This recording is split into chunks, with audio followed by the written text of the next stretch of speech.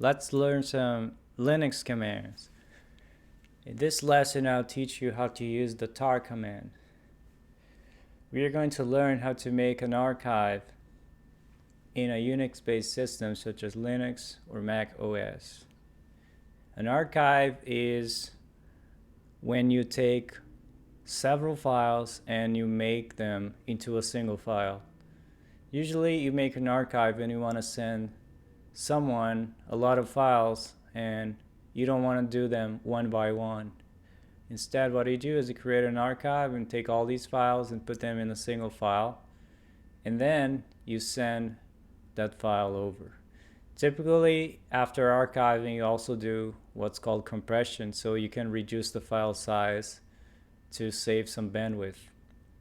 This lesson, I'll just talk about the archiving part with tar command. So let's do it. I'll just essentially teach you how to do three things. One of them is how to create an archive. The second, how to list the contents of an existing archive without extracting. And the third is how to extract an existing archive. So let's get started. Here I have in my directory, I did a ls-l and I have two files, one called notes.txt and another called sample.jpg. One is a text file, the other is an image. Text file, as you can see here from the number 69, right after my group name, that's 69 bytes in size. For the sample.jpg, the size is 14,928 bytes. So let's say you have several files. In my case, it's a very small size, right? Simple size, 2 files, but we can generalize this for as many files as you want. So imagine you have a lot of files. So we want to create an archive, and you want to combine all these files into a single file. You're going to create a single file that includes all these files. Let's do it. That's the tar command, T-A-R. And to create one, you need an option for create. And I'm going to start with the typically people use the shortcuts as they get more familiar with the commands, and I'm going to start with the long option name. Okay, so you can learn first what it means and then you can later use the shortcut. So I'm going to say -- create because I want to create an archive. That's the option. And then the next thing I'm going to do, I have to tell tar what's the resulting file name, right? The archive file name. I'm just going to say archive, but to do that I have to use the option -- file, and I have to give it the file name. I'm going to say archive.tar. That's the resulting file name. Then immediately after, at the end of the line, I'm going to specify all the files that I want to be included in this archive. So I'm going to say notes.txt space sample.jpg, and that's it. So we have a call to the tar command to create an archive whose resulting file with -- file archive.tar has that name, and then at the end we have the listing of all the files that we want to place in that archive. Let's do it. So with that, I can do another listing, ls-l, and you can see there's a new file here called archive.tar. You can see the file size is 20,480. Did you notice that if I add up the file sizes from notes.txt, which is 69, and sample.jpg, which is 14,928, we would get what? 14,900 and what? 97, right? And compared to 20,480, there's a difference there. So the archive actually has more in size than the individual files themselves if they're sizes added up. That's because the archive creates some overhead as it's made. Typically, if you have a lot more files, I think the overhead will be less significant. In any case, that's how we create an archive. Now that I told you about the long options, right? But typically people like to first use the shortcut and then later like to combine all the options together to a single string of options. So instead of -- create, you can just say -c. That's the shortcut. how people would traditionally use it, right? And instead of dash dash file, you can use dash f. Okay, that's the same thing, and you're gonna get the same. It's just gonna overwrite. Now, people also like to combine the options, so you can have dash c followed by f. So you can combine these two into one, and it's gonna do the same thing. So tar dash c f, meaning create, and here's the resulting file, archive.tar.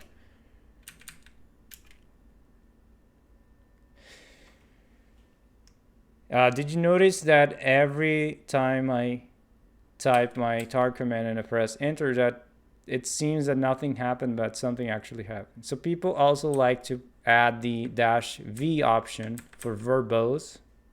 So you could add that too if you'd like, right in between the C and B, or before the C, whatever, CVF. So the V is an option to be verbose, so it will tell you in each line the file that was added to the archive. So you probably gonna see these options used very often as someone asks you to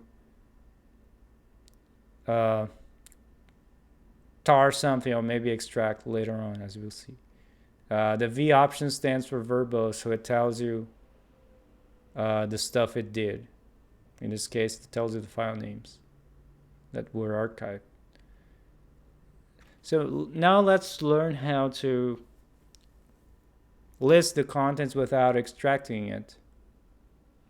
So I'm gonna say tar. I already have an archive, right? Archive.tar, that's the file we wanna check to see what's inside. And I'm gonna say dash T, okay? T is gonna be the option that'll let us check the contents. And if you wanna be verbose, you can add the V, up to you. And you can also, and then you have to say F.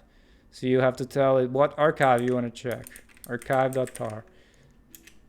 So we can see tar space dash tvf space archive.tar, and immediately after it lists each file that's in the archive, and that matches what we had, right? Notes.txt and sample.jpg.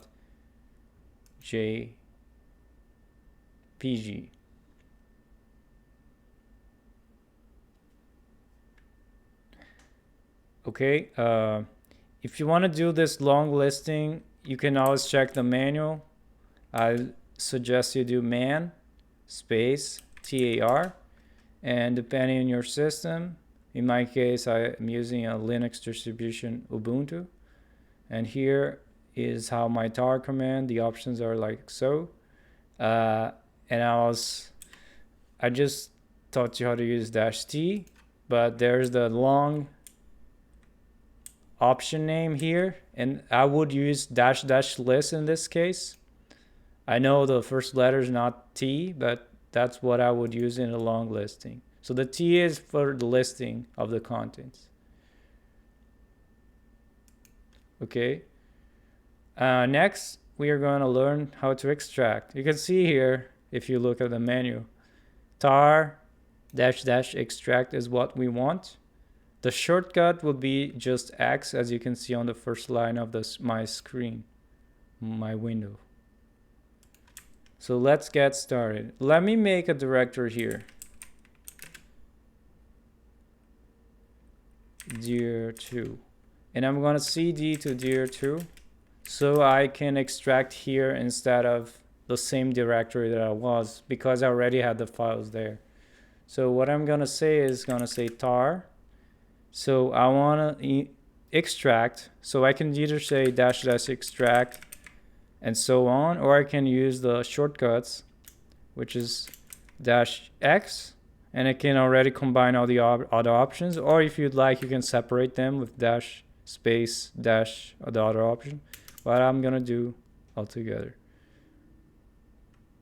So you can do verbose dash V if you want, and you can add you have to add the F to specify the file name. In this case, it'll be one directory up, right? So I'm going to say dot dot slash dot dot stands for the directory one level up from where I am. In this case, tape archive, and slash the name of your archive, in my case archive.tar.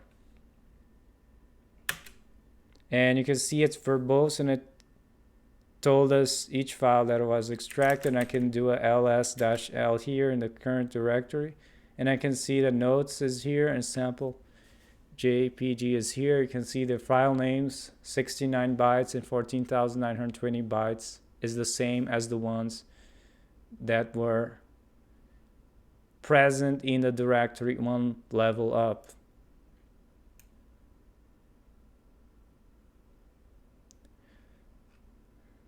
Okay, so in this lesson we learned to use the tar command. Tar stands for tape archive. They used to use tapes to record file data back in the days. And we learned 3 operations. In the first one, how to create an archive with -c. Second one, how to check the contents of an archive, -t. Third one, how to extract the contents of an archive, -x. If you want to be verbose and have the command spit out some stuff while it's working, you can use the -v option. And remember to always use the -f option to specify the file name for the operation in question. In the case of creating an archive, you tell it what's the name of the archive.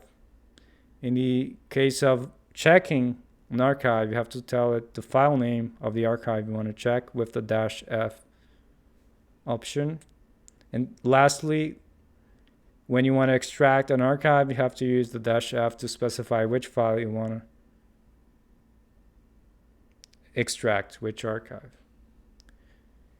Note that I showed you how to extract everything from an archive, but that you might not always want to extract everything, but specific files. You can always do that.